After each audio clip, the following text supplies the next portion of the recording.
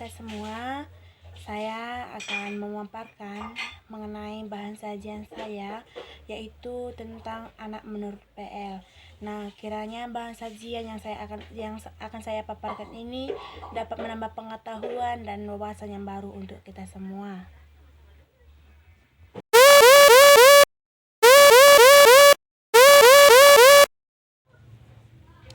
Nah, jadi sebelum kita masuk ke dalam hal inti dari bahan paper saya ini, yaitu anak dalam PL, terlebih dahulu kita harus mengerti dulu apa itu anak, atau kita harus mengerti dulu arti anak itu apa itu. Jadi berdasarkan yang sudah saya temukan, secara etimologi itu anak berasal dari bahasa Ibrani, yaitu ben, yang artinya sama seperti Allah. Nah, dalam bahasa Aram anak itu disebut dengan bar, yaitu anggota dari suatu tubuh. Nah, saya juga menemukan pengertian anak berdasarkan Kamus Besar Bahasa Indonesia, yang dimana menurut Kamus Besar Bahasa Indonesia, anak adalah seorang individu yang dilahirkan manusia yang masih kecil atau belum dewasa. Nah, saya juga menemukan pengertian anak secara umum, yang dimana pengertian anak secara umum itu adalah anak itu adalah individu yang berada dalam fase ataupun rentang dalam masa perubahan, mulai dari masa bayi sampai dengan dewasa. Nah, saya juga menemukan beberapa pengertian anak menurut tokoh. Di dalam paper saya menyebutkan beberapa tokoh, tetapi di sini saya akan menyebutkan 2 tokoh saja. Yang pertama itu menurut Elizabeth, yang dimana menurut Elizabeth anak itu adalah individu yang akan meniru apa yang mereka lihat. Nah, sering sekali dalam kehidupan kita sehari-hari juga, walaupun jikalau ada anak-anak di sekitar kita ini masih rentang umur 1 sampai 2 tahun, nah yang biasanya mereka melihat kita kalau perempuan ini bersolek gitu kan.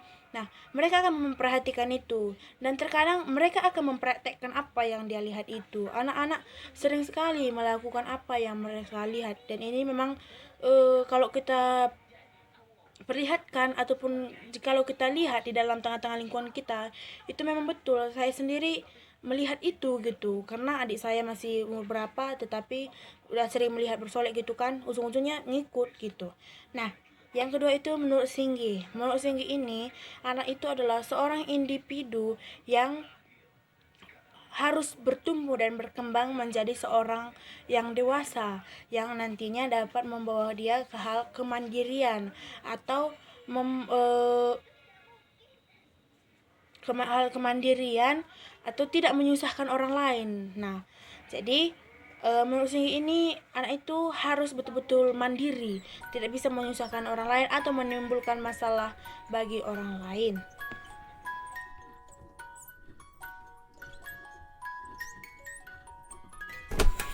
Sekarang kita membahas mengenai kedudukan anak di dalam keluarga.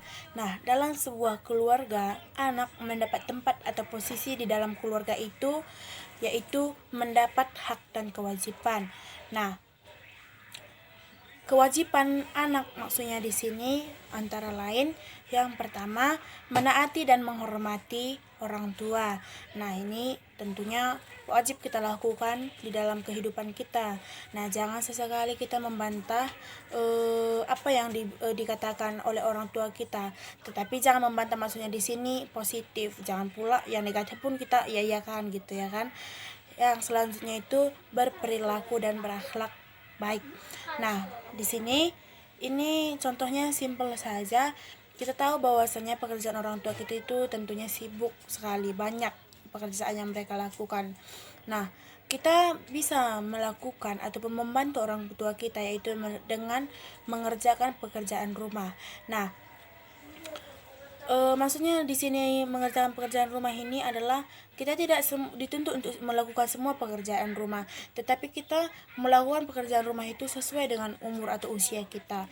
Nah, misalnya kalau usia kita atau umur kita masih 7 tahun gitu, mungkin kita masih bisa, kita dapat menyapu rumah atau halaman atau mencuci piring gitu. Nah, jangan pula kita harus berusaha untuk masak gitu. Itu mungkin belum sesuai dengan umur kita gitu ya kan. Terus yang selanjutnya itu mendoakan orang tua. Nah, sebagai anak yang berbakti kepada orang tuanya, tentunya setiap anak pasti mendoakan yang terbaik bagi orang tuanya. Nah, di dalam paper saya sudah mencantumkan beberapa kewajiban anak di dalam keluarga.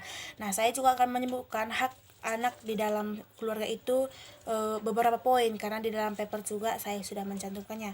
Hak anak dalam keluarga itu yang pertama, dipilihkan ibu yang baik. Nah, maksudnya di sini dipilihkan ibu yang baik itu adalah anak-anak jikalau dididik dari masa dalam kandungan. Nah, tentu anak itu akan menjadi seorang anak yang baik jikalau pendidikan ataupun didikan yang kita berikan itu baik kepada dia. Jadi tentunya anak itu betul-betul harus dipilihkan ibu yang baik, karena itu dapat menuntun anak itu untuk berakhlak mulia, berbakti sama orang tuanya. Pokoknya baiklah anaknya itu gitu. Yang kedua itu mendapatkan kasih sayang. Nah, jadi seorang anak itu betul-betul harus dapat merasakan kasih sayang dari kedua orang tuanya atau di dalam sebuah keluarga itu. Karena kasih sayang ini adalah hal terbesar yang dapat membawa anak itu ke hal yang positif kah atau negatif.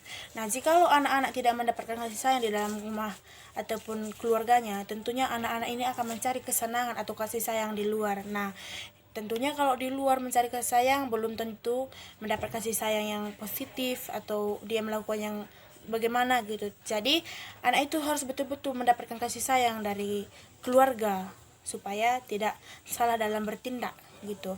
Nah, di dalam paper juga saya sudah mencantumkan hak anak. Jadi teman-teman dan Bapak dosen juga dapat membacanya.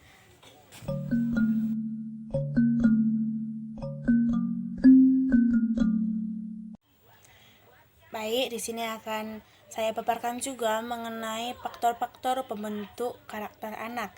Nah, adapun faktor yang pertama itu adalah keluarga.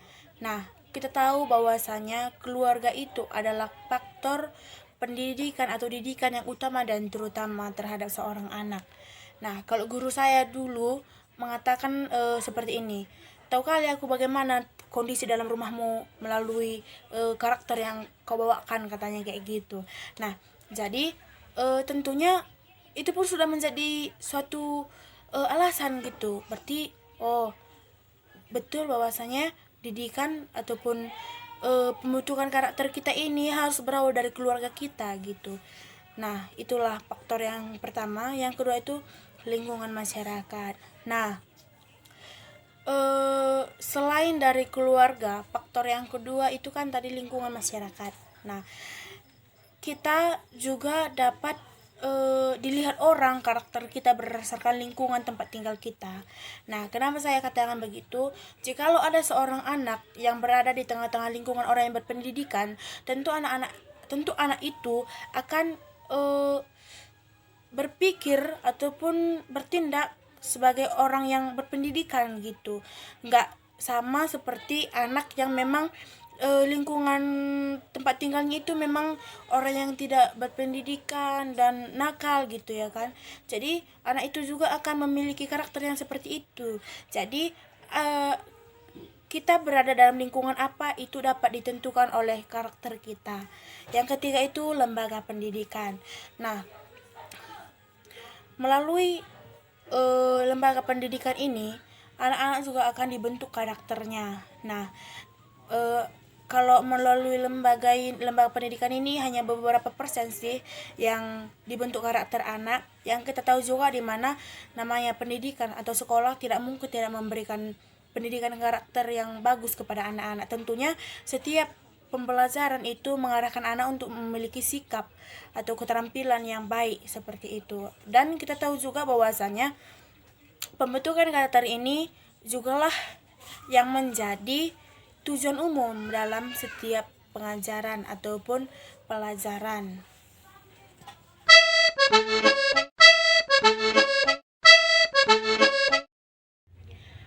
Baik, sekarang kita masuk ke dalam hal inti ataupun judul dari paper saya, yaitu anak dalam PL.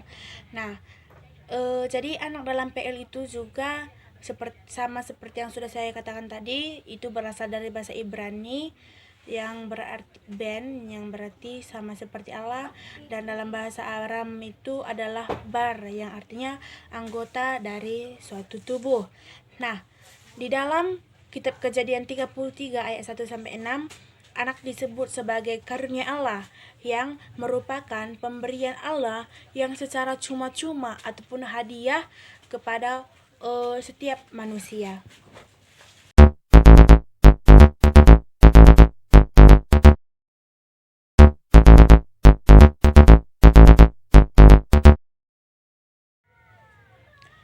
Anak sebagai mahkota dan pusaka kebanggaan orang tua, maksudnya di sini adalah kita tahu bahwasannya proses suatu persalinan atau kelahiran seorang bayi itu tidak terjadi begitu saja. Tentunya sebelum melahirkan seorang bayi ada proses yang harus dilalui, dan bayi itu juga tidak mungkin terjadi begitu saja, tidak mungkin tumbuh di rahim seorang ibu bayi langsung begitu, tetapi adanya sebuah pembuahan dulu, baru itu nantinya dapat pembuahan itu nantinya berubah menjadi seorang bayi. Nah, dalam kitab Mazmur 139 ayat 13 sampai 14, saya akan membacakannya kepada teman-teman semua. Sebab engkaulah yang membentuk buah pinggangku, menenun aku dalam kandungan ibuku. Aku bersyukur kepadamu oleh karena kejadianku dahsyat dan ajaib. Ajaib apa yang kau buat dan jiwaku benar-benar menyadarinya. Nah, ini mengartikan ataupun mengatakan bahwa seorang anak itu merupakan betul-betul adalah warisan atau pusaka dari Tuhan. Nah, kita juga dapat melihat Mazmur 127 ayat 3 sampai 5. Saya juga akan membacakannya untuk teman-teman semua. Beginilah firman Tuhan. Sesungguhnya anak laki-laki adalah milik pusaka dari Tuhan, dan buah kandungan adalah suatu upah. Seperti anak-anak panah di tangan pahlawan, demikianlah anak-anak pada masa muda. Berbahagialah orang yang telah membuat penuh tabung panahnya dengan semuanya itu. Ia tidak akan mendapat malu apabila ia berbicara dengan musuh-musuh di pintu gerbang. Nah, hal ini berarti bahwa anak sangatlah berharga, karena anak adalah pemberian dari Tuhan. Sebagai orang tua, betul-betul orang tua itu harus dapat menjaga pusaka daripada Tuhan tersebut, yaitu anak.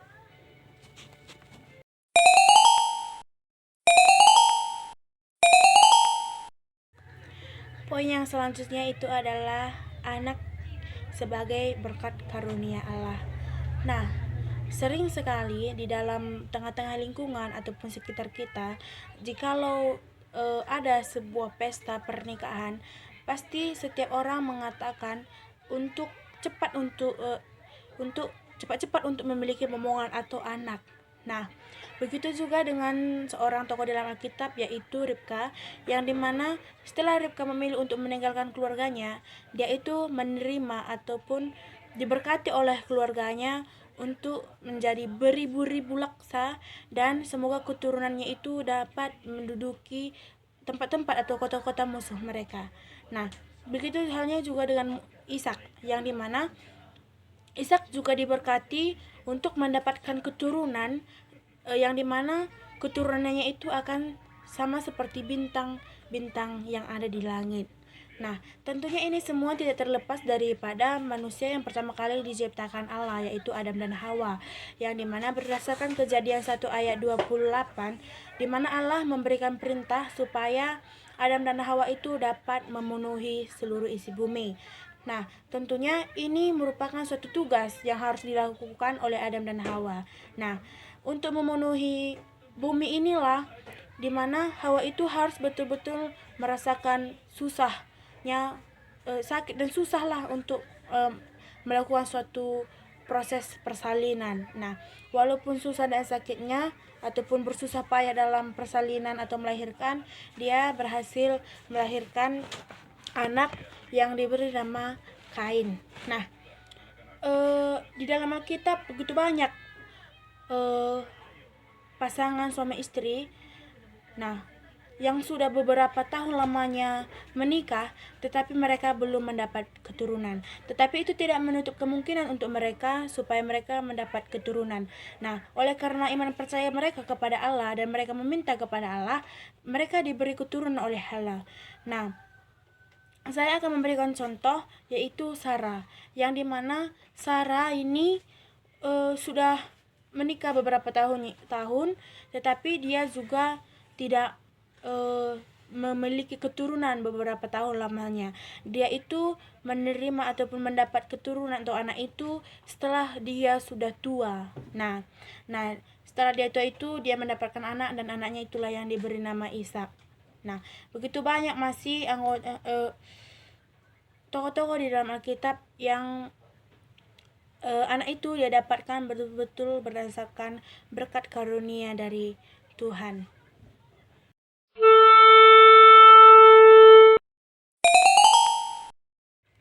Poin yang selanjutnya itu adalah anak sebagai umat. Nah, kita tahu bahwasanya Israel itu adalah bangsa pilihan Allah. Nah, yang namanya bangsa itu sudah tentu ikut anak-anaknya. Jadi, anak-anak di dalam Israel itu juga disebut sebagai umat pilihan Allah. Nah, anak-anak di dalam bangsa Israel itu, mereka itu sudah diwajibkan untuk mengikuti seluruh peribadatan yang ada di dalam Israel. Contohnya seperti Paskah yang dilakukan setiap tahunnya. Nah, tentunya di sini adalah kewajiban orang tua, betul-betul kewajiban orang tua untuk mendidik anak-anak mereka sesuai dengan perintah yang diperintahkan oleh Tuhan Allah kepada mereka. Karena di mana anak-anak itu adalah umat Allah. Oleh karena itu, tanggung jawab orang tua adalah mendidiknya menurut jalan yang patut bagi Allah, supaya mereka tidak menyimpang dari jalannya. Untuk itu, walaupun masih kecil, anak harus diperkenalkan dengan firman Allah, karena anak juga adalah umat Tuhan atau umat Allah.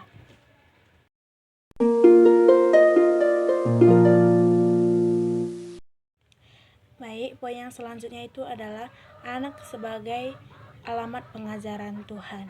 Nah, di sini sinagoge menjadi pusat pembelajaran kepada anak-anak. Nah, di mana pada masa atau pada anak-anak berusia 6 sampai 7 tahun mereka akan dibawa ke sinagoge, yaitu ke Beta Shepherd, yaitu rumah belajar Alkitab. Nah, ataupun rumah belajar tentang firman-firman Tuhan.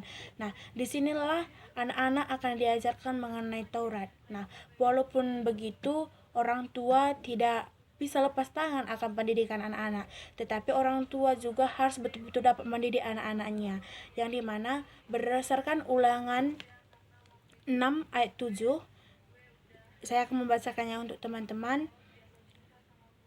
Beginilah firman Tuhan.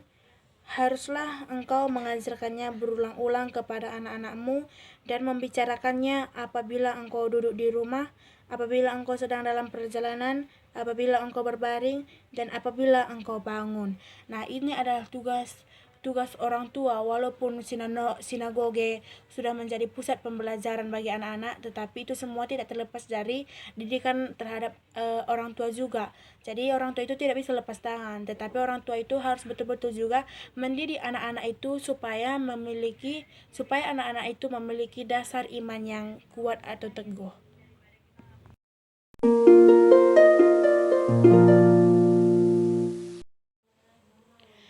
Di dalam kitab Kejadian 1 ayat 28, di situ kita mendapat perintah bahwasanya kita disuruh untuk memenuhi semua isi bumi dan menaklukkan semua ciptaan Tuhan. Nah, walaupun kita sudah mendapatkan perintah, tetapi kita harus tetap sesuai dengan konteks, yang dimana kita harus memiliki seorang anak itu ketika kita sudah menjalin suatu ikatan pernikahan. Nah, dan walaupun kita sudah nantinya mengikat sebuah pernikahan dan belum dikaruniai oleh seorang anak. Nah, di situ kita harus tetap bersabar dan kita harus tetap minta pertolongan dari Tuhan supaya setiap doa yang kita panjatkan itu dikabulkan. Dan walaupun nanti kita menunggu dalam waktu yang lama, tapi ya kalian percayalah sama seperti Sarah yang ketika sudah tua baru dia dikaruniai anak. Nah, dan berdasarkan ulang yang sudah kita baca juga tadi, bahwasanya setiap pengajaran kepada anak itu walaupun kita udah disekolahkan, tapi semua itu tidak terlepas juga terhadap didikan dari orang tua, atau orang tua tidak bisa lepas tangan terhadap didikan yang diberikan kepada anak.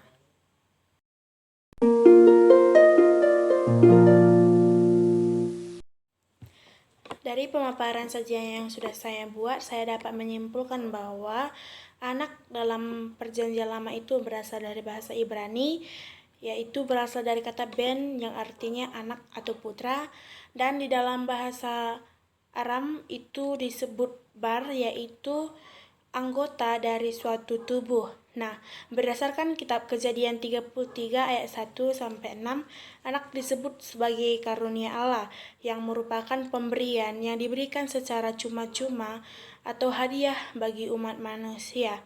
Nah, dan saya juga dapat menyebutkan kembali bahwasanya ada 4 kedudukan anak menurut PL. Yang pertama itu anak sebagai mahkota dan pustaka kebanggaan orang tua. Yang kedua, anak sebagai berkat karunia Allah. Yang ketiga, anak sebagai umat. Dan yang terakhir atau yang keempat adalah anak sebagai alamat pengajaran Tuhan.